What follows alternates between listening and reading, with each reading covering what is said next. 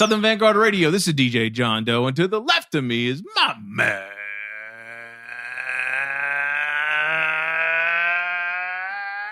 Cardi Chino. Cardi Chino mix. Yeah. Oh man, the #1 record in New York, in the world, just ever, and Cardi B is just taking over. I stated I went out there on the shakiest of limbs this week and stated that it's way too much Cardi B dick licking going on. I saw that. and I say that with all sincerity and all the love in the world. Yeah. And we are the guard. We are the guard. So man. You should be expecting things like that from me. You should. Mr. Meeks, how are you? I'm well. You're well. I'm alive. All right. I'm completely thankful. And I'm just happy to be here tonight. Man, say that again. Yeah, I'm thankful, man. Yeah, absolutely. I'm thankful. We have an in-studio guest tonight, actually. Yes, we do. Friend of Southern Vangard Radio. Leonardo DiCaprio from The Revenant. Bars. Leonardo? Say that again. Leonardo DiCaprio from fresh off the set of The Revenant 2. Son, that's a good one. I can't even lie. Beard gang in full effect. He just caught a body with that one. Wow. Fresh out of the Facebook beard gang. Fresh out the group. You dig? He's teaching. He was just coming off an online lesson teaching everybody how to moisturize. You need to moisturize. You need to comb the excessive hair face. Otherwise, you get ingrown hair. Yo, we got J57 in the house. Man. Yo, the homie. Real quick. This is like episode like 1,000,000 that I've been on, so I just want to say thank you guys for having me again absolutely. here. As you know, you're welcome any day. And thank you. And the other thing was on the Cardi B topic. She blocked DJ Element the other day on Instagram. Did she really? Nice. Okay, let's hear that story. Damn, now I feel bad. I didn't even get blocked or nothing. Damn. He found like an old picture of her from her stripping days, and she has a really bad boob job. And he made, I think it kind of went semi viral. That's him? Yeah. I saw that. And he wrote some shit like, I don't dance no more. I got funny boobs. Some shit like that. Because her boob, they look like weird ass watermelons with like pepperonis on the bottom of them. Right. It was weird, yo. Two church socks. And I'm with like, mud in them. I'm like, yo,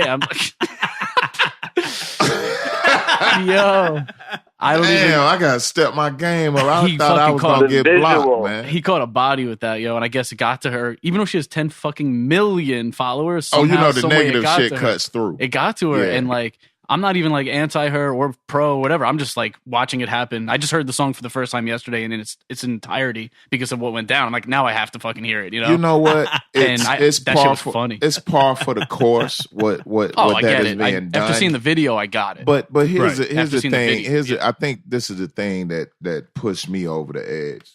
I don't know where I saw this or where I heard this. Is gonna be good. It's a great look for the Bronx. Ladies and gentlemen, that is not a great look for the Bronx. Yo, no, it's not. That's not even a decent look for New York. Okay, we're in a bad spot when New Yorkers and people from the Bronx are looking at that as a victory. I'm just laughing because it's true. I mean, it's a bad time for hip hop. I mean, the Bronx is the birthplace, and the Bronx didn't birth that. I'm saying we, like I'm part. I hear you, man. I hear what you're saying. You're talking about hip hop. You're saying that we is hip hop, not rap, not commercial rap. Those are two different things. We didn't birth that, and there's also been arguments lately about the reason why these young kids are the way they are is because of us. I totally disagree with that. The God Fahim is the way he is because of us. Nolan the Ninja is the way he is because of us. Right. Cardi B is the way she is, so she don't have to get on the pole no more, and she can get them titties fixed. Right. That's right. It's real talk. That's what we dealing with over there. So let me get off this rant. Well, to extend on that just a little bit. Here's the thing: is that literally could have been anybody. Anybody.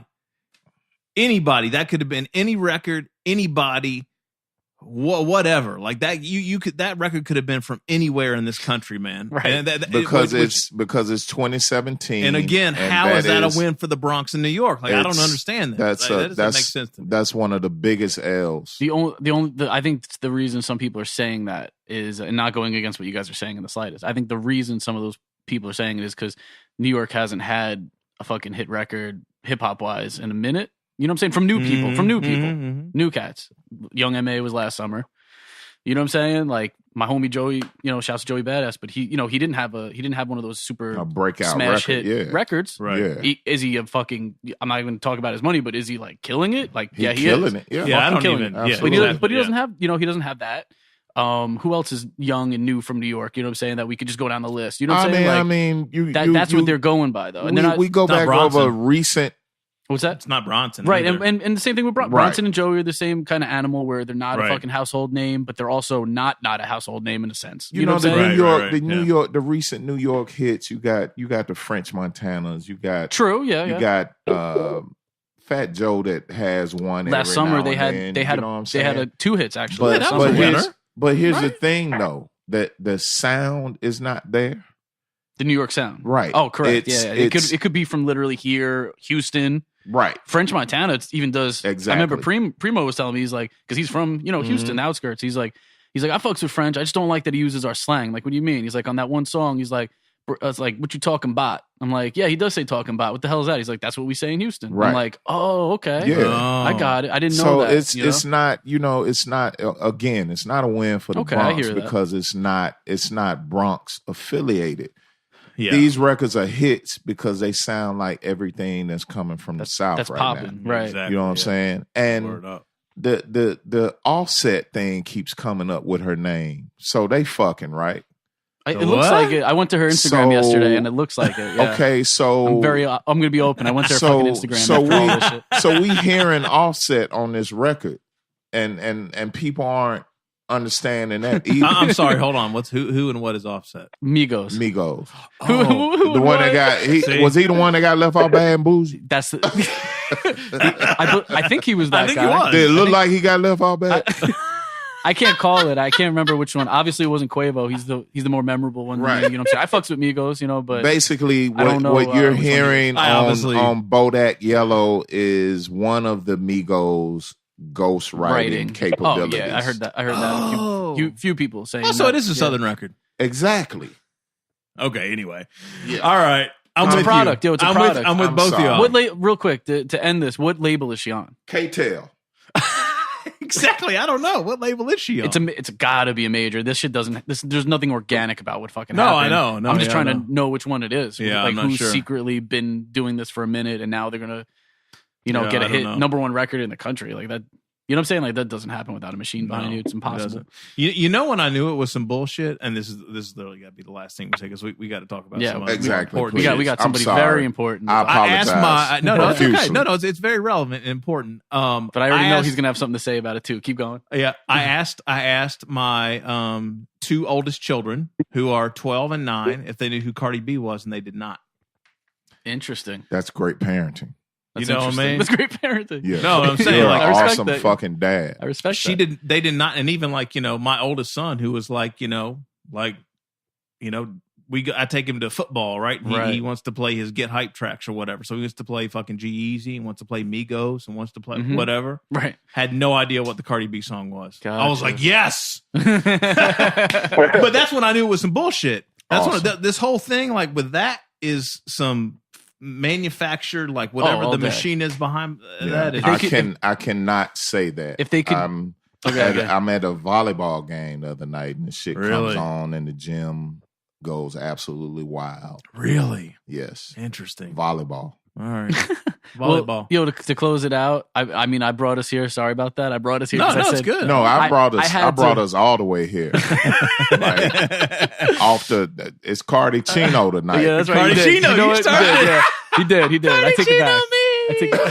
I just wanted to talk about the Element shit because this man literally got blocked by her on Instagram, and I'm proud of him. You know what I mean? I've been proud of him for all his accolades, from winning DJ battles for Complex and fucking, being like awesome with his Dude, records and shit. I just he got wish blocked it by had Cardi been on fucking me. Instagram, and that was like a big deal to me on some funny That's the shit. best thing DJ about Element this salute. I Yeah, wish it had salute been Element. me. Element for president. I would have Word. taken that full block all the way to He the loved face. it. Hell He yeah. loved it. So lucky you. I wish it had been me. And I saw that. Like, I mean, I'm always behind. Like, I don't know who fucking Offset is, right? Like, I'm always behind. And the fact that I saw that and that was Element, I'm going to have to call that man. Please do. He'll Yeah. appreciate it because once he got blocked, they got it reported. He put it up 2 more times. He kept getting reported. Yeah. So he kind of had like some faint fame off of it, if you will. And he would appreciate the call about it. Element, we salute you. We salute you. No El. doubt. All right. Okay, enough of Cardi. Yeah. This is Southern Vanguard Radio. We do not talk about Cardi. This for 13 is minutes. Southern Vanguard. This is Southern Vanguard Radio. That muscle memory is coming back. Yeah, This is exactly. actually. I look around the room. This is actually Southern Vanguard Radio. Yeah, that I happened. think we just birthed the new podcast here. All right, another just another completely different show. But anyway, that's another thing. So this is Southern Vanguard Radio. We do this twice a week. Tuesdays is a mixed show. This week's a little different. Tuesdays is a mixed show. Thursdays it's an interview session. It's all the time. It's pretty much me and Meeks, cutting up, talking shit and talking about our dad lives, and then we usually have some MC, DJ, producer, A&R, what have you on for an interview session, and sometimes we're lucky enough to have illustrious in studio guests like J57. No doubt. Thank you. Anyway, if you haven't subscribed or followed, please do at Southern Vanguard everywhere. We're on SoundCloud, Mixcloud, Stitcher Radio, Apple Podcasts, formerly known as iTunes Podcast. Yes. Take the U out of Vanguard. So it's at Southern Vanguard everywhere. You can find us on Instagram and Twitter and all that good shit too. It makes we have some affiliates where they can tune into us as well, right? Absolutely. Soul Public Radio on the West Coast, Return of the Boom Bap, WRBB here in Atlanta. I am Classic RawRadio.net, also in Atlanta, and ATLHipHop.com. All right, beautiful. All right, without any further ado, there's no teeing this up because this man has literally been on hold for probably almost 15 minutes now. And we Hearing us talk apologize about fucking for Cardi B. hitting you in the ears with that bullshit, my Talking friend. about strip rap. But we're ready to talk to you now. Exactly. So, without any further ado, Boston's finest, John Glass. Thank you. From the Bean. That's good, yo. Thank you guys for having me. Nah, Thank thank you you, for man. being here, man. We appreciate you. Thank you. So, we are not going to ask you your opinion on Cardi B. It would be our luck. No It would be our luck that Nah. John would say, "Well, you know what? I actually have a cut coming out with Cardi." I'd be like, get that paper, man. Yeah, Fuck no, it. I would too. But that would definitely Good for be you. Buy that crib. Yeah, absolutely. Those cribs. Absolutely. Oh, shit. Nah, I hear you though. So, John, before we kind of really dig in, we're here because you and J57 are good friends. So, Yeah. why don't you tell us a little bit about how you guys connected, like where that relationship started, and then we'll just kind of backtrack and hear your whole story. Definitely. So yeah, Jay's awesome. I got a chance to meet Jay through another good friend of mine named Todd Don from Chicago. He's a producer who goes by the name of Ridiculous. Shouts to And shouts I've to known Todd Ridiculous. for a while now. It's probably over 5 years at least now. And basically, like, he's been great. He's been like a kind of a mentor to me as well in a lot of ways, where showing me, teaching me a little bit more about the business as far as the music industry goes, and just has been great. It's like when we booked our first tour, he was our tour manager, and he connected us with a DJ who ended up being another good friend of ours now, who at the time he was going by DJ Games. Now it's James, Duck Down James, who's working now over at Duck Down I didn't know Records. that. And Fun so, fact.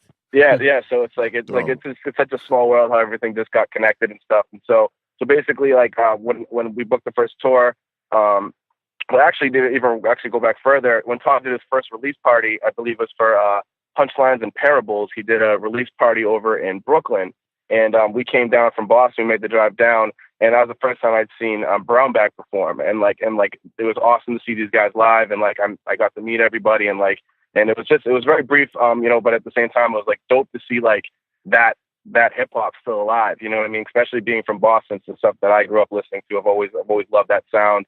and like even as a producer and what I create now, it's a lot of my influence. And so like it was really awesome to see and hear them for the first time. And that's where like I saw James there and Todd, and then I got to meet everyone for the first time at that event. And then so when we booked our first tour, we ended up going to a show like right before we left over at, I believe it was Webster Hall, and I think it was Brown Bag, Nitty Scott, I believe there was I think it was YC the Cynic, I think, and a couple other people were rocking. And I think it was for SoulCon. I think had a release party. Oh yeah, yes it was. Good call. Yeah, so so that was like at that point, that's when I really kind of got a chance, I believe, to talk to Jay a little bit more in depth. I talked to Audible Doctor, like the whole crew and stuff like that. So it was Todd was really great to introduce me and stuff like that. And so that was the first time I really got to kind of talk a little bit more in depth. Fast forward again a couple more years, and then like we ended up hearing when Jay and Concept were going on the road, we were lucky enough to book them for a Boston show. So we've thrown some different events in the past, and like we've always kind of specialized in doing some more unique events that aren't necessarily just like more traditional setups. So we ended up finding like a venue that was you could smoke inside, like you could we had our open bar. We ended up like bringing food and stuff, and like we ended up having like bands and everyone and everything, and like merch and stuff, and like it was just a really cool setup. And it was just like it was right in the beginning of September, but it was still like super hot from summer. And so like they ended up Jay and Concept ended up like crashing on my place. And we ended up able to show them some good food in the area, and just gives us some good Boston hospitality. You know what I'm saying? It was so good. So it meant a lot for me to be able to bring them out and hope and like have a great event with those guys, and then from there, Jay and I were able to really connect on a more music level after that, and from the rest is history. So it's been awesome. So Jay, what'd you like about John? Dude, well, first off, as you could tell already, he's a good fucking dude. You know what I mean? Yeah. I got to meet his mom, so I could see that he was raised by a good woman and stuff. You know what I mean? Like on some real shit. So, and I know his sister as well now. Just good family, you know what I mean? And so right off the bat, he's a good dude. And then I was blown away by his tracks. We were driving, me and him, we were getting that food he was talking about. And good ass food. I think it was big ass sandwiches, right? And yep. Right, the big subs, I believe. And he's like, "Yo, roast beef freeway." Yeah, it was so good. And he's like, "Yo, you mind if we were driving?" He's like, "Yo, you mind if I play you a couple beats?" And I was like, please do. You know what I mean? I didn't know he got down like that. You know what I'm saying? I didn't fully know yet. You know what I mean? Because he did it right. He didn't like hit us with like, yo, I'm an artist too, blah blah blah kind of shit. He was very smooth about it, like in a good way. And then he played me a shit, and I was like, you're a good dude, and you make crazy beats. I'm like, let's fucking work, man. Let's do something. Okay. And I didn't have too much of a platform for him yet. And then I don't want to derail his where he's going with it, but you'll see. Like we were able to link up. We were able to link up. Right. Oh. That's ill. Okay. So John, what's your story, man? How'd you get into music? Like are you from Boston proper, or like where's your story start? Yeah, I'm a little bit north of Boston. I grew up on the North Shore, which is about like 20, 30 minutes or so, like north of Boston. And I've always been like a huge fan of music. My dad kind of played piano and guitar, used to, when we were kids, used to kind of sing lullabies and weird stuff before we went to sleep, I'm trying to think of some of the songs, like there were just some James Taylor and stuff like that. He's a big fan of the Eagles and the Beatles and stuff. So like I got a lot of my early music influences definitely from my parents, and so Hotel California, Hotel California, right before bedtime. Definitely, you know what I mean, and like it was like a lot of that type of stuff. Like there was just always a lot of music in our house, you know what I mean. And so like even listening on car rides, listening to music and stuff, and I really didn't get too into rap or in hip hop honestly till I was probably like 10, and like because like at the time like I was never really allowed to get like parental advisory CDs. I was more like kind of listening to whatever like my parents were listening to. I didn't really have an identity of stuff I liked myself yet. And then like I just remember like my oldest memory really of like really getting into hip hop was I remember used to watching like the top 20 countdown on MTV with Daisy Fuentes, and like and I remember like every like on the weekends and like I remember seeing that, and like you know, Green Day, Brain Stew, Jaded used to be like on the top of the countdown, and then I remember seeing like California Love would be creeping up, you know, around, you know, like on that countdown too. And like, it was sick. Obviously I think I was listening to hip hop a little bit before then, but that memory specifically was something that will always like resonate with me. And just like seeing that song, that video made me like, that's really, I feel like when I started to really like get super interested in like, what is this, you know? And so like, I always just started listening to it, and like I started going to school more for art-based stuff. I just love music, and I never really even experimented with playing too much. I played drums when I was in 5th grade, but like I never really got past the pad. Like they give you like this little pad to play on, like when you're first starting. And I always wanted to be like, you know, rocking out on the snares in the band and doing stuff, but I was the only kid in my class that could keep a beat, so they would put me on bass drum. And I would literally just be like the human metronome for like every single song we'd ever play in band. And I'm like, this is the dumbest shit ever. Like, being like in 5th grade, like I do not want to just sit here keeping time. Like that's like boring, right? I so much more. And so I got really into sports, and kind of like music ended up. My pursuit of playing music kind of took a back seat, but like my mom and my sister used to play piano. And like I said, my dad had some influence. So like it was always around. And then like, once I got to college when I was like 18, I ended up finding like a crack version of Fruity Loops from a kid that was on like the first floor. And, you know, I didn't really know anything much about production, about, you know, where things are supposed to go, like time signatures and too many things like that. But I just loved it. And I just had like a passion for music. And so I spent the time really learning from the ground up, like from nothing, like not knowing the bars. Like it was funny. I used to make all of my beats. Like in the old Fruity Loops, I think it was like it always like started at a tempo, you know, like you know, nowadays it's like 120 and everything. Like every time you load up a session, it always starts at 120. So like out of Fruity Loops, I think it was 140 for some reason. And I used to set up like the session. I made like literally 95% of all my beats for the first like year in that tempo, because I didn't realize you could actually change the tempo. That's crazy. So like I used to add like these wild swings to the beats and like stuff like that, because like I'm trying to figure out how to put like a non 140 tempo in a 140 grid, and it was just, like super awkward, but it a lot, like that was kind of the story of my music journey, is that like I learned so much by fucking up or doing something very unconventional. And so like that's how it started with Fruity Loops. I couldn't even bounce beats out, so I used to have to try and like get everything perfectly, because I had like the demo version. And I remember people like shutting off my computer all the time, and me being like, "Dog, I had a beat on there. Like, what are you doing?" Like, freaking out on people, and like in the middle of the dorms and stuff. And like it's just like it was so funny, you know. And people are like, "What is this dude making beats for?" Like and shit, you know. So like, you know, I just loved it. And so like that's kind of where it started. When I ended up watching a lot of Boondock videos on YouTube, and like and seeing him with the MPC, like I was blown away just watching that dude make beats. And like that kind of really inspired me to get my MPC at 21. And then from there, like that's when I really started like, you know, like, oh, this is what I want to do. And at like when I was like 19, I actually like started going to school for audio production and engineering, as opposed to going to school for art. And so like I ended up switching up majors and like just being like, you know what, if I'm gonna do this, I'm gonna try and, you know, do it right and learn as much as I humanly can, like possible, you know, basically. And so I spent a lot of time with that. Didn't even finish school, just did it for like a year and a half. Moved to was living in Boston, you know, for a couple of years, and then just learned and soaked up as much information as humanly possible. I was a sponge for like 3 to 5 years, you know what I mean? And just soaking up everything. And like my beats were horrible, like they were horrible, you know, and like it took me some time to really figure everything out. And like I didn't even have an interface with 2 inputs, so I was like bouncing beats like into an MP3 player and like tracking them all in one shot, like live performance, and like just doing all sorts of wild shit. And but it worked for me, and it taught me so much that like I was able to kind of, once I was able to have better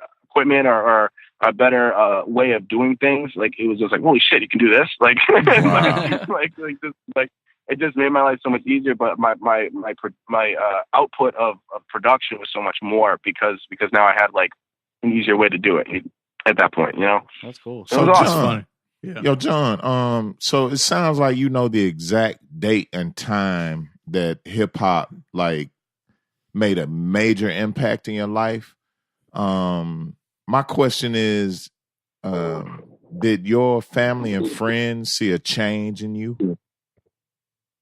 That's a great question. Like I feel like my parents probably would, because I'd always be trying to sneak parental advisory CDs under their watch. You know what I mean? Mm-hmm. And like they've like, you know, like probably weren't very happy about that sort of idea. But other than that, like I always like, I don't know. It's so funny. Like when I was like in middle school and high school, my friends are always classified by the genres of music that we listen to. Like I'd have a group of friends I'd hang out with that were like my hip hop friends. And I'd have a group of friends that I'd hang out with that were more like classic rock and like radio stuff. Yeah, and then I had a group of friends that were more like pop and punk or like stuff like that. And like that was kind of all my different group of friends. And not all of them really meshed well together, but like I was just kind of like, I was just so totally influenced by music. My whole life kind of really been revolved around that, you know? So like, I think I just kind of go where it takes me. I'm very emotionally driven when it comes to music. So like, I just kind of go wherever like my feelings take me. You know what I mean? No.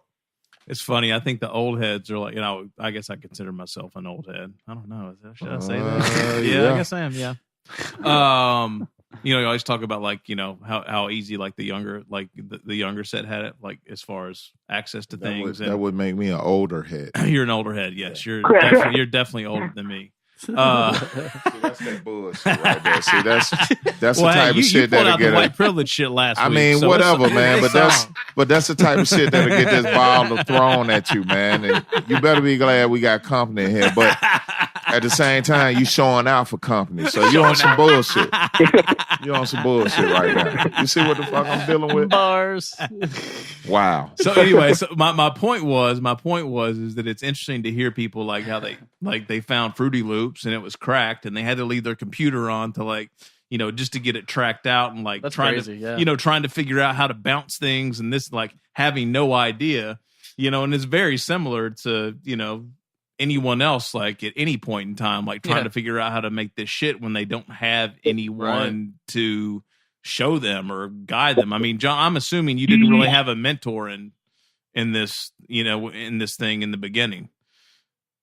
No, like, and even like, no, like not at all, really. Like with especially earlier on, like, I've been really lucky to have like, you know, like the, you know, as far as business mentors, a lot more of that, but music mentors, as far as on like the actual like composition side and production side, I feel like that's something that I like. It's like you said earlier, like I had to kind of figure it out. Like I feel like I was working a lot with like someone earlier on, my buddy Justin, that we used to go to school together at the Art Institute, and like he was the first person that showed me how to hook up my MIDI keyboard, and like that, and like from there, him and I would like make beats together, and like I thought it was just a plug and play thing, but I owned like a keyboard for like 2 years and never used it because it wouldn't work. You know what I mean? On my computer. So okay, I was kind of troubleshooting so much, and like I was kind of the type of person that like if it didn't work right away, like I would just use whatever worked to the best of its ability before trying to take the time to really like figure the other thing out right away.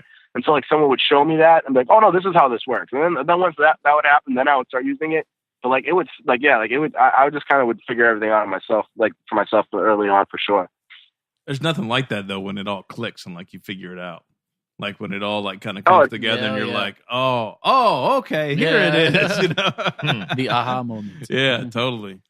So John, when did you I guess kind of first start getting, you know, good enough or thought you were good enough or, you know, get some music out initially after you kind of got through, you know, the learning stages or the learning period?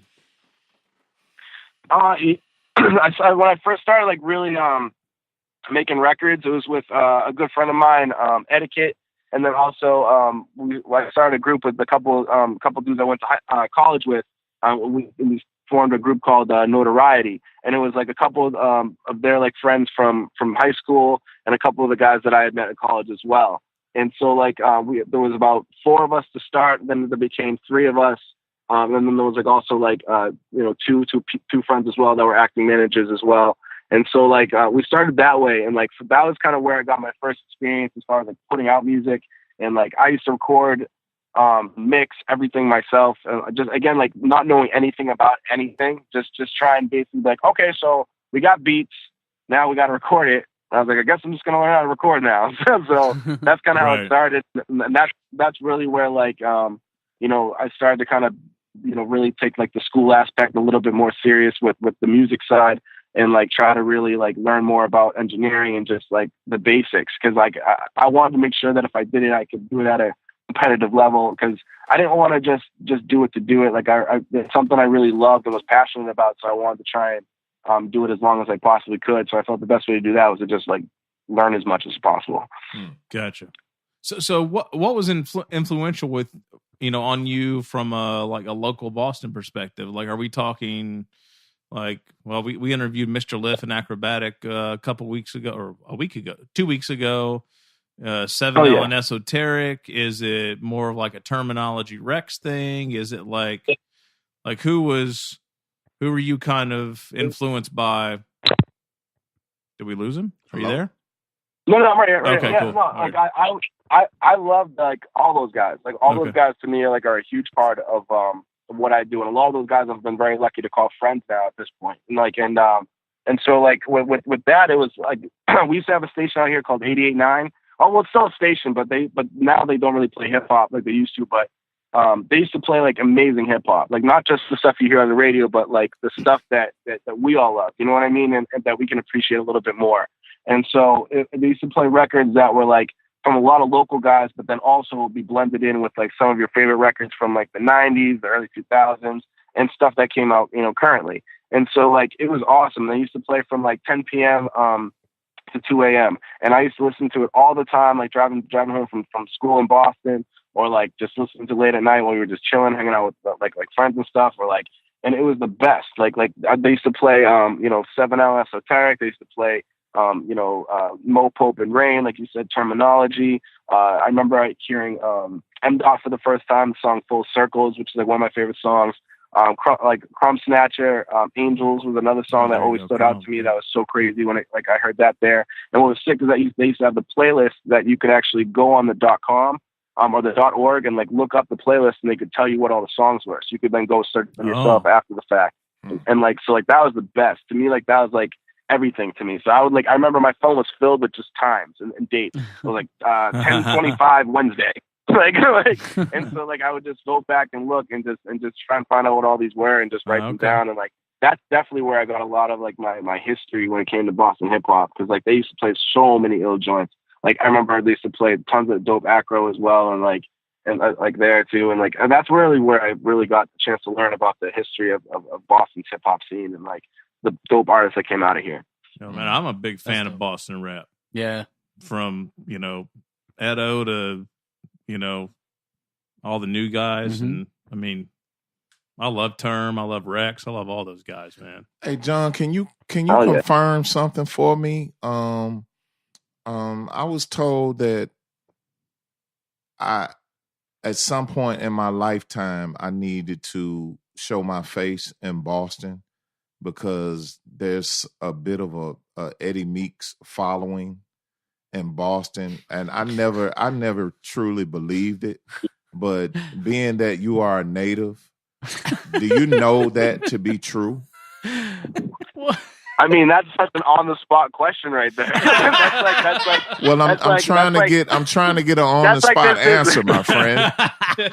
Please help me. Help me out here. Yo, you know we love you up here, man. Yes, right answer. All right. Yes. Well, I'm booking tickets this weekend, so I'll see y'all soon, Boston. Get ready. Get it. Get ready. Get ready. Let me know, man. We got you all day. It's nothing. And I'm gonna need 2 of them roast beef sandwiches and some more of that good food, and we'll just make a week of it. Fuck it. It's dude. I'm telling you, the food here is bomb, man. Like yo, it's so funny you mentioned 7L Esoteric too. Like 7L is amazing. Like he's like one of the best like producers and DJs like around here as well. And and he his family owns this amazing restaurant in downtown Denver called Brothers. And they like every time I have people that come here from out of town or whatever, like that's always one of the places we stop for like breakfast or something like that. Cause like they have the best breakfast around. It's like cafeteria style. And like sometimes you'll see him in there like with the family and stuff. And it's just, and he's always so nice. He's like one of the nicest people in the world as well. Like, and like, so it's awesome. It's like it's literally right down the street from my studio. So too as well. So it's like, I love that. It's like, hip hop has become a huge part of like, even just the area. Around here, like there's definitely like a respect for it here, which is dope. Oh, well, Eddie Meeks coming to your town soon, people. So, John, what was probably the what was your first? What would you consider your first big placement, or kind of like a record that got you? I don't know, more kind of national attention, because I can't remember when I exactly remembered or realized who you were or what you were doing. I can't put my finger on it, and I don't think that I know of the group that you mentioned earlier, Notoriety, right? Yeah. Yeah, I don't think I'm familiar with them. So, like, when did you first start getting some national attention? You remember? I mean, that like I've been working for a while, and like it definitely like it's one of those things that I don't even know. Like it's such a subjective thing. Like I guess it's like whenever I guess my biggest record that came out to date or something like that around that time. I'd probably say like my biggest thing for around then was probably like when I discovered around Token when he was 13, probably about five years ago. I just remember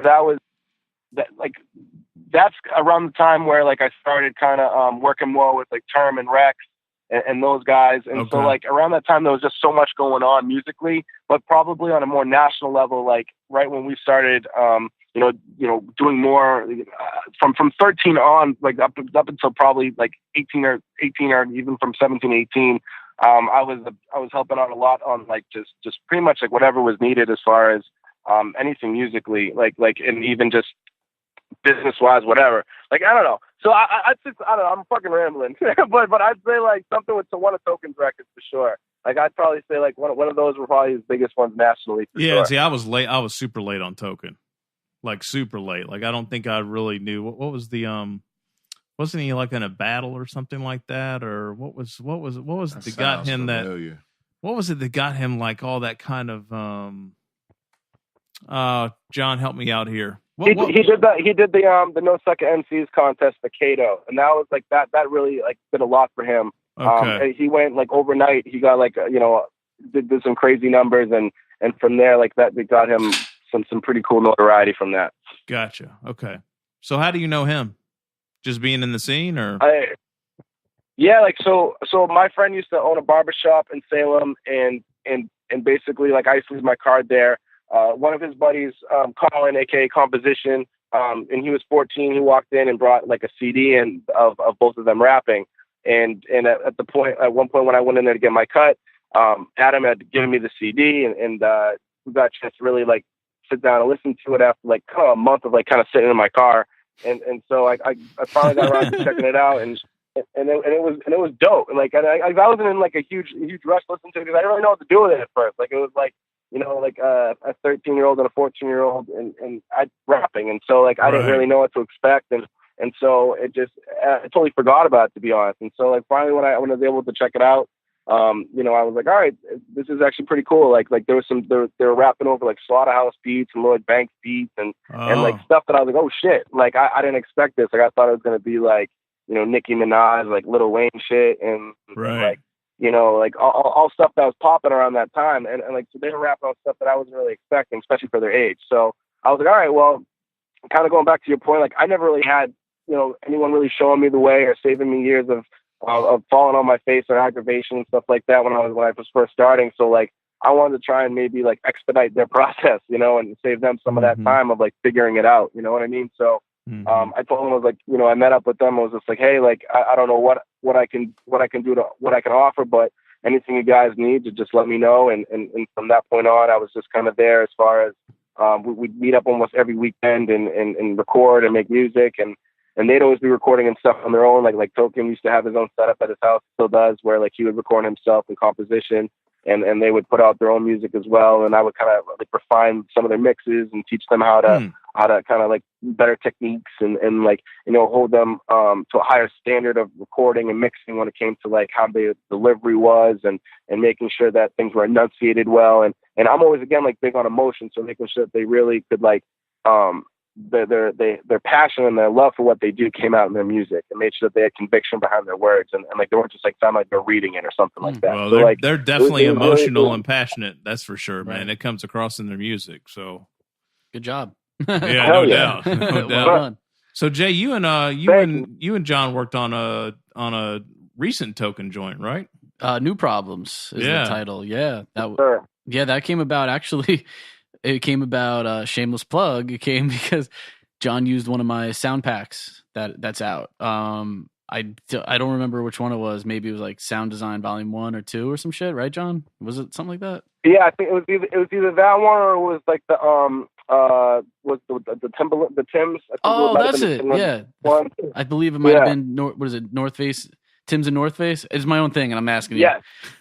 Tim's did he use it or steal it? Like he used it. He used it. I gave it to him actually. Okay. I literally emailed it to him saying, "Please use this. Let me know when you use it, and we have a co-production when you use it." That's pretty much what I said. And me and John Doe over here have one of those as well coming out. Yes, we do. Dope. So it's like that's what I've been doing with the homies to the cats who are buying it that I don't know. Like, no, it's not really like a collabo like that. You know what I'm saying? It's a different ball game. Sure. I'm not going to buy Illmind. I know Illmind, but I'm not going to buy his shit and be like, oh, co-produced by Illmind without his fucking consent. You know what I'm saying? Sure. But me and John are boys, and I sent it to him being like, fuck with this because I fuck with you kind of thing. Right. And so he used the pack. It's the equivalent of like, you know, how a lot of people are using like Frank Duke's sounds on like these major monster hits and stuff. Right. Now he's in the studio with all these guys, but I remember early on, you know, I've known Frank a minute, like he was giving them a sound and they were chopping it like they do with Jake One and G Coop and stuff like that. Right. So that was Young. Yeah, and Adrian Young, exactly. And you know, that's what John and I did. I gave him that soundscape and he molded it into the beat. I actually did nothing but create that main sound that he chopped up in there. He did all the drums and everything. So as much as I'd love to take credit because I love the drums on it. It's a great fucking record. And that drum pattern's crazy. So yeah. But no, that was a John production, co-produced by me, you know what I'm saying? Yeah. I mean, I think that record actually made me I liked Token. I thought he was super talented and I thought he could rap. But I didn't really go back and like get into his other music. Like once I kind of started hearing about him, and then when I listened to the whole record, I think that's actually probably. I mean, honestly, I think that's when I probably realized fully who John was because I was like, oh, this guy's all over. What's the new record? Eraser, the latest record, Eraser Shavings, or is that right, John? Yep. Yeah. I don't know why I remember this, but I listened to that record when I was jogging on spring break. And actually, I listened to the whole record without flipping through it, which is pretty odd. Yeah, right? So it's rare. Yeah, that is rare. That is a lot. Yeah, especially for a young kid, right? I mean, shit, is he even 18? How old is he now? Yeah, just turned 19, I believe, on the 24th. So, yeah, like he's like just, that was a couple days ago. Yeah. Shit. That's crazy. You still can't buy beer. How crazy is that? Some young boys out here that know how to handle themselves. Yeah, you got to give it up to them. Got to give it up to them. Good for them, man. Yeah. So is that your connect to Hopsin then as well, John? It's through Token because you've done some work with him as well, right? Yeah, the way that record happened, it was crazy because so we were all on the road together. We were lucky enough to go on a couple different runs with Hopsin. When he did a couple of different tours.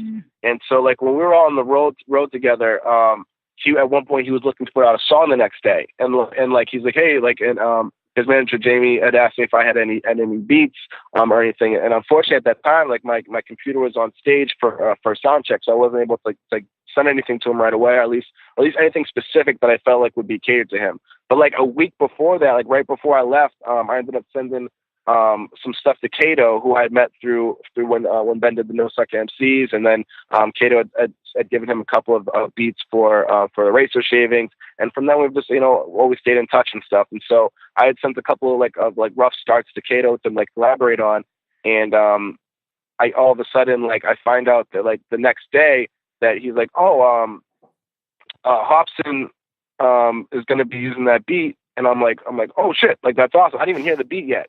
So I get a call from Hopsin basically, and he's like, oh, I got a beat from Kato, and I heard that you have a part in it. And he's like, so like I might be around doing this recording and mixing and shooting the video and stuff. So if you're around, let me know and stuff. And so like, and then I get a text from Kato like, oh, I found a home for the beat. And then I was like, no, this is crazy that this is like kind of happened this way. Cause like it was one of those things that whether I was on the road or not, like it somehow would have got there. So like, it was kind of crazy, like the fact that it just ended up that way. And so like the song ended up coming out like the next day, like he ended up like recording, mixing, shooting the video, everything himself. Damn. Putting out the song the next day. Yeah, it was just like a quick, quick thing, but he killed it. That's and like, and that was the first song that he ever put out as a solo record that he didn't produce. And so like the fact that myself and Kato were part of that was like a huge honor. And it meant, it was awesome. Like just a great overall thing. So definitely shout out to Kato and shout out to Hop and Jamie and everyone involved. Because that was a really dope thing. Glass God, let me ask you a nerdy producer question that I think the guys in the room and people listening are probably wondering. So you gave Kato, shouts to Kato, by the way, you gave Kato rough start, like skeleton, I guess you could say, skeletons of your beats, right? Did you give him the tracked out? Like, I'm just on some nerd shit. I just need to know. Did you give him like the stems? You give him like a Logic file or machine file, or like how'd that go down? Was it an MP3? How did he make a beat? Yeah, or how did he fuck with your shit? I know that he uses Reason and I use Machine, so I knew it would be kind of tough to send like the actual like file. Normally, like if we have like compatible software, it can just like kind of send like the file with like the with like some of the like the project folder and like some of the audio files in there and stuff like that. But for this instance, I just kind of bounced out like the stems and then like tracked everything out. Basically, so he had access to everything, so he could kind of piece it together how he felt fit and stuff like that too. Nobody ever does that. The best thing, that's so fucking diligent, man. Really? I respect it. Yeah. People never do that shit, man. Like, no, they don't. I feel like it's the opposite. They're like, yo, I like this MP3. Give me the stems, and then fucking a week later, maybe they send it, and probably the opportunity already passed you. You know what I'm saying? Like, that's really diligent of you. Hence, he's also the same guy who gave Mac Miller a fucking USB of beats. Was that Mac Miller? Who was it that you gave beats on a USB like a couple weeks ago? He was in some country doing a festival. And I'm like, you gave beats to Mac Miller? He's like, yeah, I had a USB. You tell him that shit real quick. So, yeah, like, I mean, I'm like, I love this shit, man. Like this is like my life. You know what I mean? Like I literally like eat, sleep, breathe this shit. Like I don't know where I would be, because this is like where I really found my purpose with music, in my opinion. And so like every chance I have to potentially work with someone that I respect, as someone that whose music I really enjoy and stuff, I want to be ready. You know what I mean? I always want to be ready. And I feel like myself and my production partners, the Suicide Squad, we pride ourselves on trying to do things and not the easy way. So like, but really like, going out of our way to really try and do things unconventionally and leave an impact, like hopefully and legacy that way, And so when we went to Germany for when Token this summer did the Splash Festival, on the actual festival list, there was like Post Malone, Pusha T, Nas, Designer, Mac Miller, and like, Tuxedo, like so many amazing performers like on the lineup and stuff. And so I ended up meeting with a good friend of mine, Shroom, who's an incredible producer from Amsterdam. And we ended up linking up, and he's like, oh, did you bring flash drives? And I was like, shit, I totally forgot. And he brought a bunch with him.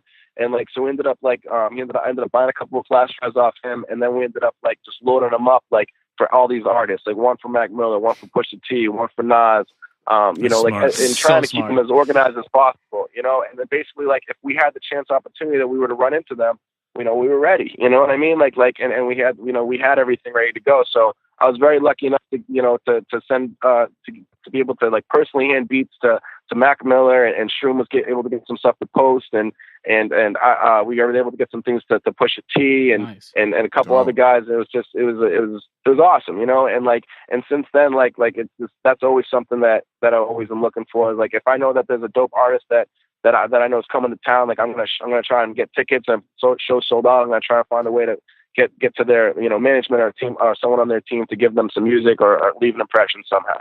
Oh. So like that shit's huge to me.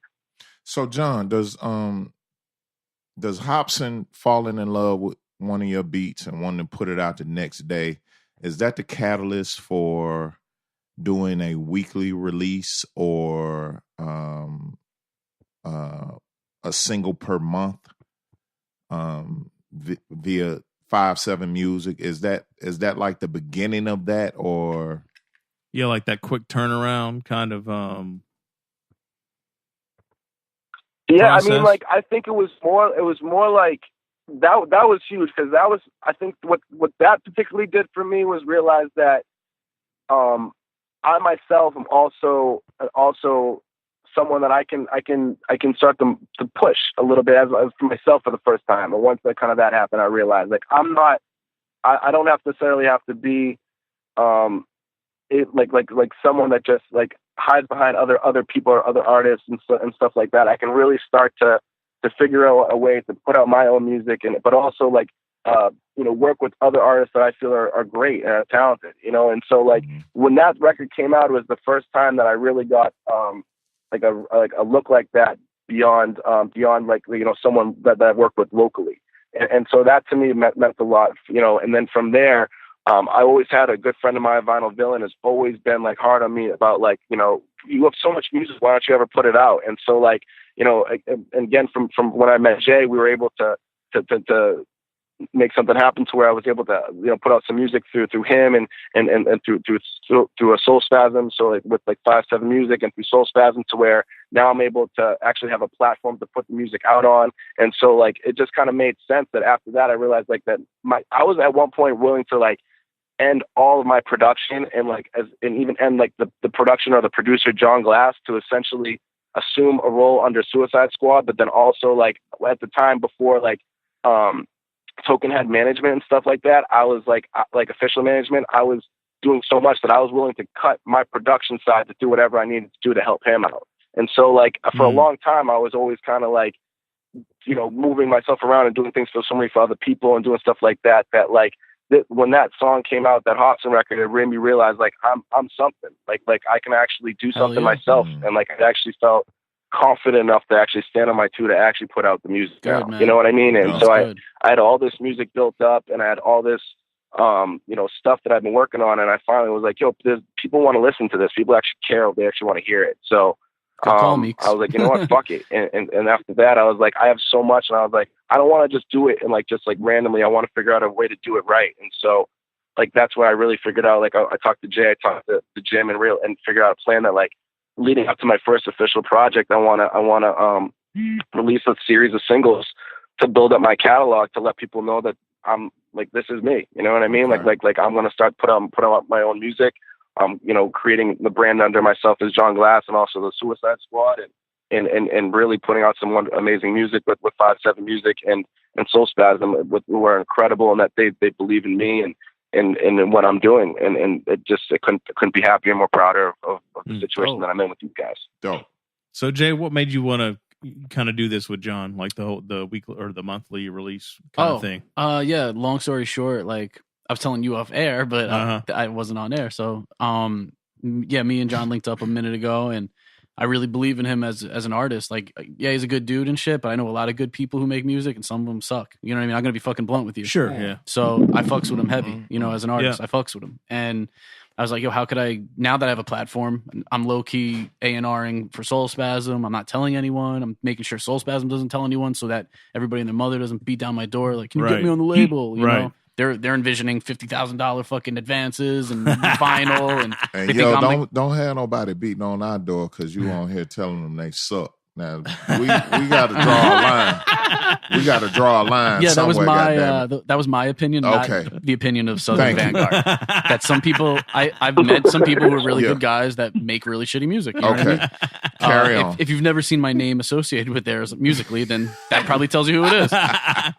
So long story short, John's good and a good guy. So I fucks with him. Okay, I got the A&R gig. Not telling anybody. I signed a few people, and I signed him. This is years ago. I want to say 2014, maybe. Oh, okay. So this has been kind of a long time in the making. And he had a bunch of shit. He came. I remember you, your sister, and Justin Clancy. Your sister was living in the city, obviously, but you guys came down from the Bean, and they played us. I think you might have brought a CD or some shit. I don't even know. I don't think we played it, but he had a ton of records ready, and most of them were like kind of, I need a verse on this, I need a hook, I need scratches, I need to finish. You know what I mean? Like third quarterly kind of. He had another quarter of time left to create them.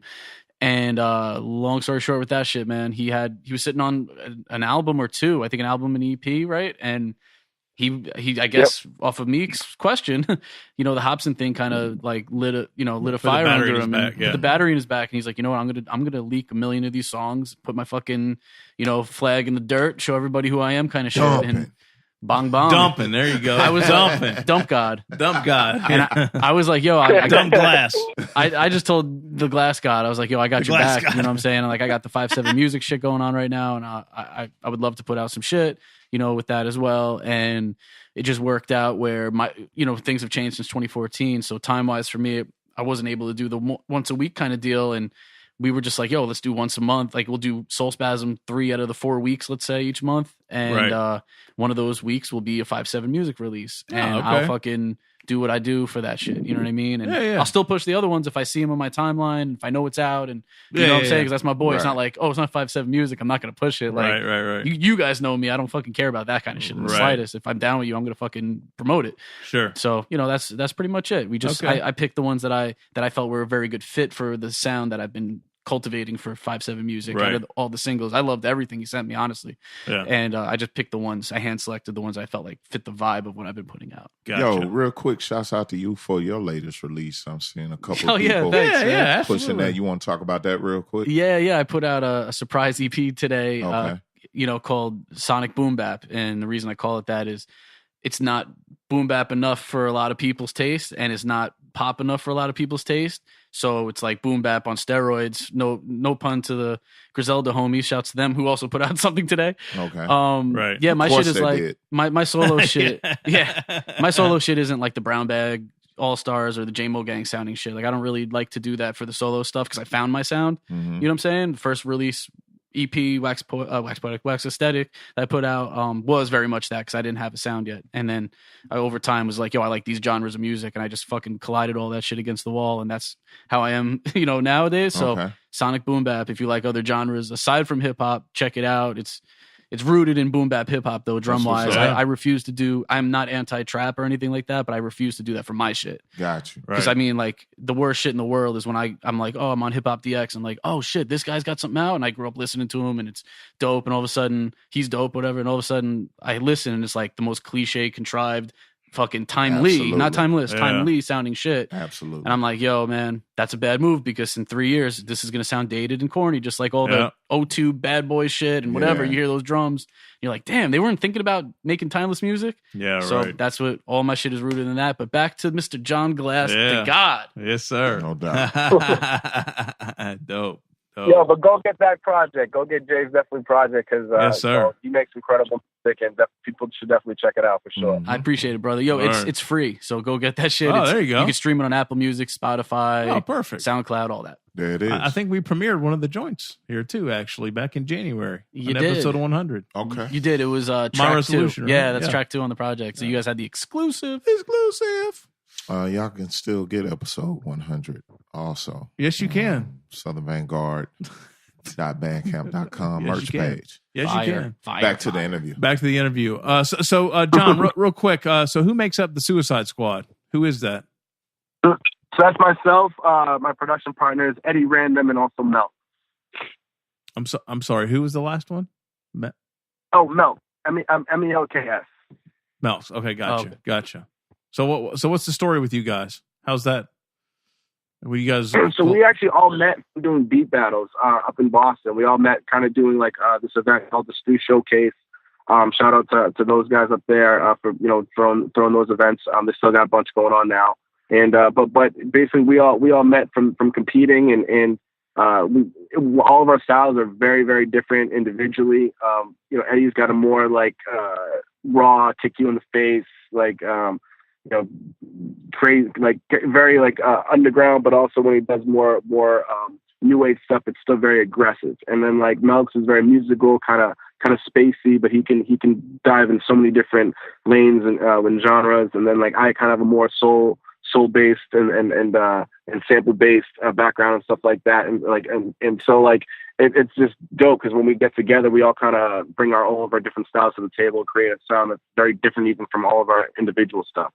So like it's cool, because we feel like I've been saying this a lot recently. Like I actually listened to Cooking to Kill's production for Avenue's project that they just did and it was dope. I just met Frank for the first time, and he was kind of mentioning how like he really took a lot of time to figure out and craft that sound, and like and to figure out like a sound that would be different and really to help define Boston. And so like that's something that's really been important to us as well, where we've really tried to sit down and figure out a way to bring what we all do to the table to create something different, but also to kind of to define more of what the sound is for Massachusetts and for Boston area. Because right now a lot of Boston is known for kind of being so close to New York, so we kind of absorb a lot of that, and also that now we have other great artists like Cousin Stiz coming out and Joyner and they're making a lot of great music. But it doesn't, like, their videos and their content is really great for what's like going on around here. But the sonics, I guess, of the music doesn't necessarily scream out Massachusetts, right away. So I guess we're just trying to figure out ways of trying to bring that back and trying to even bring that to some of these artists that we love and trying to figure out a way to actually create like a sonic sound, like production wise, that could help create something dope for Boston, And so I think other great producers like Latrell James, who offer production for Stiz, and then and guys like Knox and things like that also offer like a lot of that similar thing where, a lot of these guys are developing like these great sonics that are like really coming out on a major level that are help defining what the sound of Massachusetts is. And so we're hopefully going to be a part of that. Dope. Nice. All right, beautiful. Meeks, what else you got? You got anything else? Red Sox, Celtics, Bruins, or Patriots? I mean, I'm a basketball fan. I love basketball. I honestly don't watch sports as much as I used to. I feel like it definitely just taken a huge backseat since I've been more, over my head with music. But I used to love sports. I used to listen to it all the time. But the Celtics is still my shit. Like definitely love the Celtics. So you don't have any disrespectful jokes or remarks regarding a 28-3 collapse? 28-3 collapse. You have nothing on that? Super Bowl 2017. Oh, I mean, dude, it's so funny. There's still hats like that people sell with like literally just the scoreboard on them up here. It's like dude, the memes are the best. It's they're the greatest shits ever, man. Like literally they'll be like, have you ever seen the number 20, like the number 23, the movie with Jim Carrey? It's like everything he obsesses over and stuff. Yes. Number 23. It's like there's so much shit floating around the internet now that's like if you really dig deep enough, you'll find something that will always come back to that score. And so if you go down that rabbit hole, you're gonna find it. That's so dope. It's a constant reminder of that amazing event in sports history. Yeah. We had a good time talking shit with Liff and Ack a couple weeks ago about that. We had a real good time. So and we appreciate you being somewhat respectable about it. So you really are a good guy. He said somewhat. Yeah. I'll take the somewhat. That's somewhat. That's all I got, home. That's dope. All right, Jay, you got anything else, man? I mean, shit. There's a definite story. Like there's a story that has to be told on this episode, if you don't mind. Okay, yeah, absolutely. Stories. Oh shit. It's not bad. All right, it's not bad. All right. That's what I like. It's not bad. Okay. But, all right. I mean, I guess this was kind of more of like a motivational story because, a lot of us, I feel like as creative people, we go through a lot of highs and lows. You know what I mean? And we go through a lot of, promises that are given to us and a lot of letdowns. And so, sometimes when we're able to get those little wins or something that happens that works to the, on the better side of things, it really is amazing. And so, we got to cherish those moments. So I guess what a perfect setup. That's some Rudy shit, bro. Where is this shit going? That was some Rudy shit. I need to hear this shit now. I'm trying to sit back and let this shit happen, but y'all taking too goddamn long. Young Glass.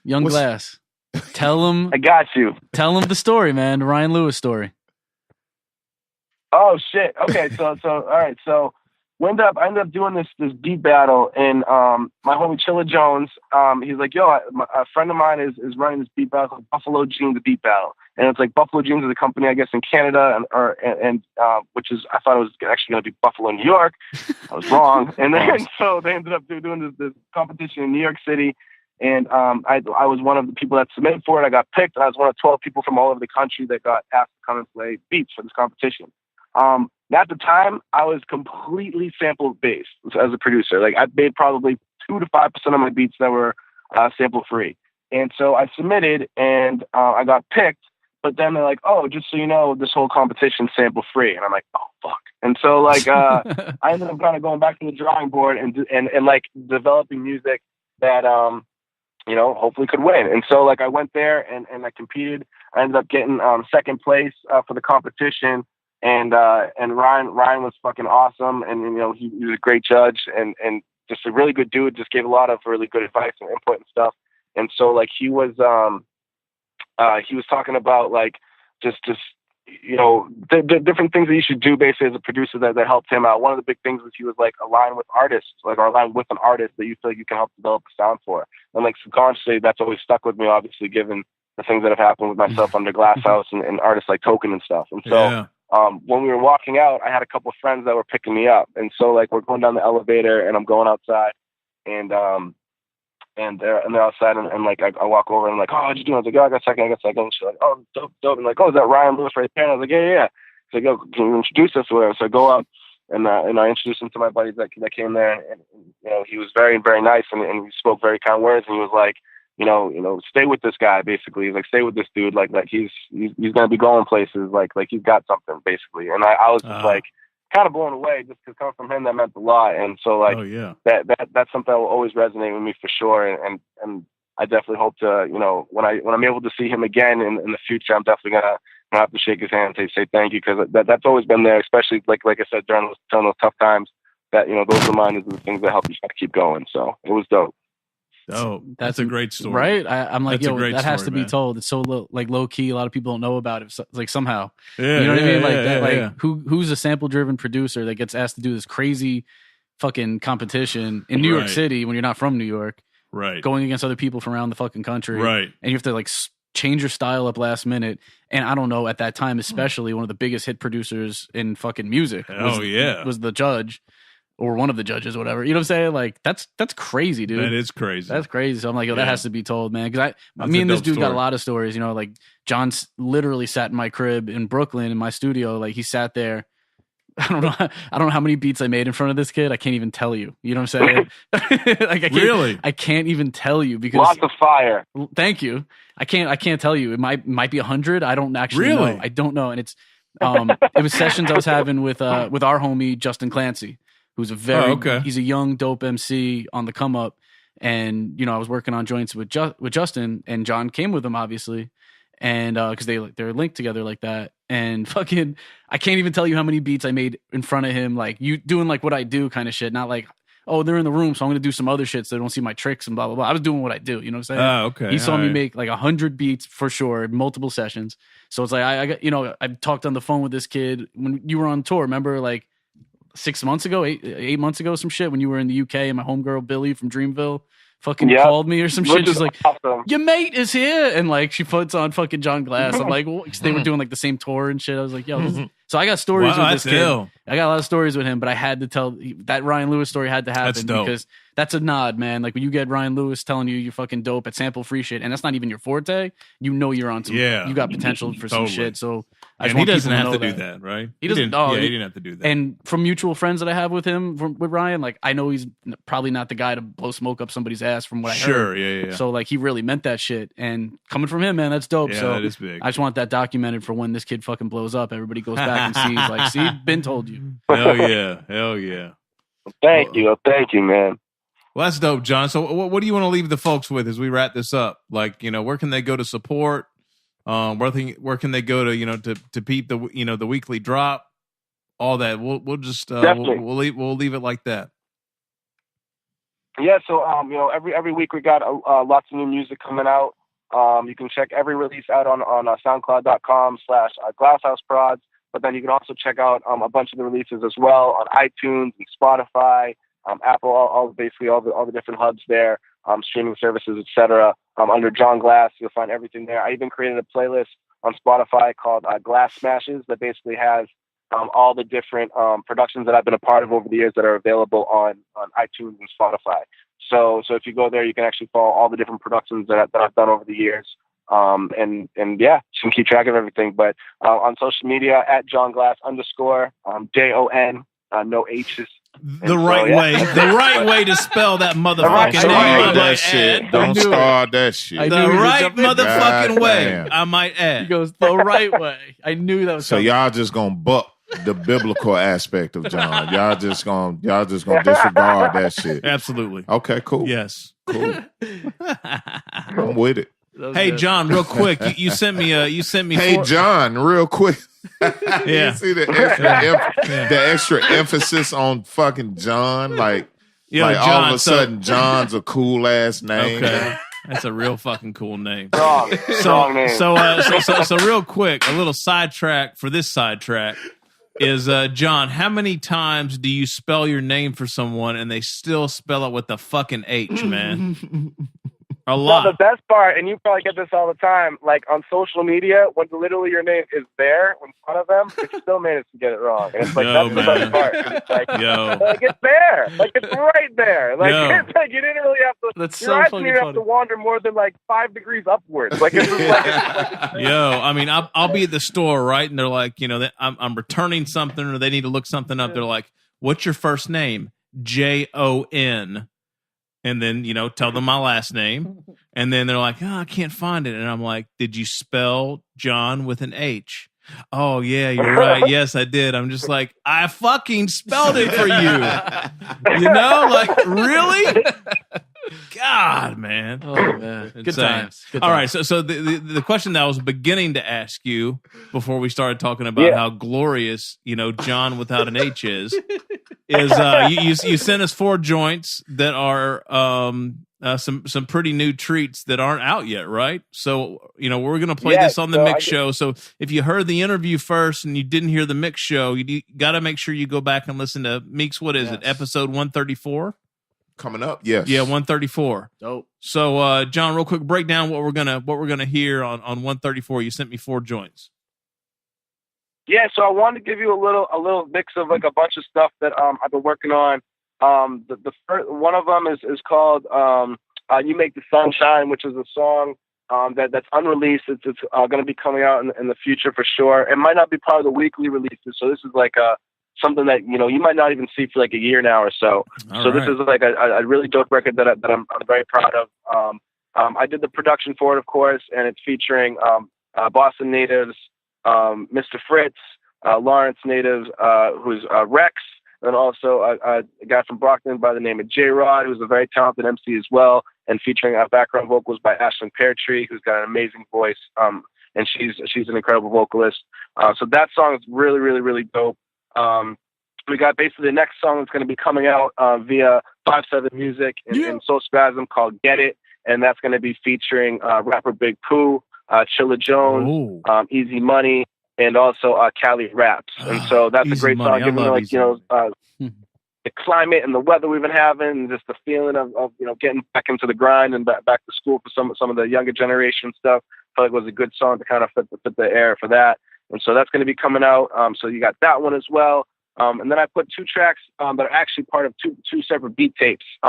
One of them, myself and the Suicide Squad crew, we're putting out a beat tape soon. It's going to be called 9 Rounds. It's got nine dope beats that kind of show the versatility of what we bring to the table. This is going to be like the first beat or / single off of the beat tape. And so we're really excited for you guys to hear that one. It shows a nice, nice, it shows a lot of different styles. And so basically, and then the last one is a beat that myself and my homie Kaz did. Kaz has done a lot of additional production for Stack Selector and a bunch of other talented producers. He's also a great producer of his own in his own right. But he's got tons of records under his belt with people like Black Thought and Action Bronson, Joey Bass, and more. And so we've been working on like a little beat tape collaboration. So he added some incredible instrumentation. Had my homie Tiba played an unbelievable bass line on the record, and then Stack Selector ended up doing some cuts on it. So that's going to be our first single from that beat tape. So yeah, so I wanted to give you a nice little mix of stuff to kind of show some of the things that we're working on. Thank you, man. And I appreciate you giving me the opportunity to showcase some of the work, and definitely shout out Jay for everything. I've been very lucky to have a good friend and a good dude in my corner. And likewise, and, he's got the same shit. Anything that he needs, I'm always going to be there for him. So, and much love to you guys, and I appreciate you having me on, and it means a lot. So thank y'all. Yo, always remember this. We are the guard. That's what we're here for. You can bounce all things music related off of us. It's not a problem. If we fucking with it, we fucking with it. Obviously, we fucking with you. So send it, and we got you. Thank you, man. I appreciate that. And Meeks, we got mad love for you up in Boston. That's why I keep hearing, man. I'm trying to eat a big ass roast beef sandwich, man. So. I'm trying to come rap and eat. Plenty of time. Yeah, I just want to rap and eat in Boston. It's all good. That's good. That's a good plan. Yeah. Very low expectations. Yeah. Consider it done. We're very low maintenance. Yeah. Easy. All right, John. Well, thank you, man. We really appreciate you. Good luck to you, man. The music sounds incredible. Can't wait to see what the rest of 2017 has in store next year and beyond. So, salute to you, man. Yo, thank you guys. Thank you very much, John, as well. Love the name. And much love to you guys, yo. And definitely, yo, have a great rest of the week, and thank you again. Yes, sir. All right. Yes, all sir. right. Peace, brother. Thank you, man. Peace, yo. All right, Meeks. Yeah, man. Yes, sir. Another one. Jay, thank you, man. Another one. That's really good. Somebody really good. I'm glad you brought up the Ryan Lewis shit. That was good. Oh, yeah, I mean, because he's too humble. He would never tell that story. He's too fucking humble to bring it up himself. He's a good dude, you know what I mean? Yeah. Anybody else, I'd be like, yo, fucking, let me tell you this right off the bat. Yo, Ryan Lewis is up there with, Macklemore. He's up there with Aoki, right? Like, kind of in that same vein, DJ-wise. No. He's like, well, go ahead. No, go ahead. I mean, remember Kanye Power? Remember that big track from like 2010, 11? His beats are in that kind of vein, you know what I'm saying? Like where it's hip hop, but it's for sure like super radio shit. Okay. So that's been his thing. And he's very big into bringing in like a brass section and stuff like that for a lot of his stuff. So he's like in a lot of background singers. So he's like, it's kind of what I do, you know what I'm saying? How my shit's like poppy hip hop rooted in hip hop, you know what I'm saying? I would say his hit right now is for Kesha. He did her latest hit record called "Praying," I think, or some shit. I didn't know he did that, dude. That track. Oh shit! I can't play that track loud enough. It's one of the most epic sounding pop songs. It's not like classic popular music. I don't mean like Selena Gomez or some shit. Not to knock it, but it doesn't sound like that. That somebody wrote it, somebody else made the beat, packaged it up, somebody sing it. Shit. This is like a song. I was just to mention Macklemore, so he's really, really, really eating off of this shit. So he's super good. Yeah. I got it. Yeah, all the big Macklemore shit. That's Ryan Lewis. I got you. Literally, all of it. This is Macklemore's new album comes out. I think I don't know tomorrow or some shit, something like that, like this week or next week. And I think this is his first album without Ryan and a couple of albums. Okay. So it was Macklemore and Ryan Lewis as a group for the past 2 albums. So it's just a great look overall. Yeah, and this was at the prime. This is like when the first album together. So I want to say, my guess, he's not on this to say, but I think that was like 2014 when he did that battle, and that's when like Ryan Lewis was like he had like 3 hits on in the top 10. Yeah, you know what I'm saying, kind of shit. But back then, kind of shit. Okay, so it's like for him to hear something of what this kid's doing, and again, he had to fucking drop everything and do a new style, like. Mm-hmm. Yeah, that's strong. That says a lot, man. Yeah. And the shit he played me was crazy. Like that to make me want to work with him to begin with, because nice kid driving me to go get some food or whatever after he's being the promoter for his show. I didn't even know he did music like that, to be real with you. And it, like just because he's nice to me, I'm not gonna be like, yo, let me do something for him now. Like, all right, I did the show. Maybe he made a little money off the show. I don't know you know what I'm saying? Like we all business, whatever, and he was cool. But it was enough for me to be like, you know what? Here's my fucking number, even though I hate talking to people. Okay. I'm introverted as fuck, man. You know what I'm saying? Like, I really am. You're not alone. Well, you are. That is true. Jay likes to text. That's what that's his MO. I love to text. Well, I just give my number out to everyone to text. And all I know is, homie, we still standing in some tall ass cotton. So yes, we are the guard. Southern Vangard Radio, SouthernVangard.com. Twice a week Meeks, twice a week Doe. Y'all know what it is. Twice a year, Jay. 57. Yes, sir.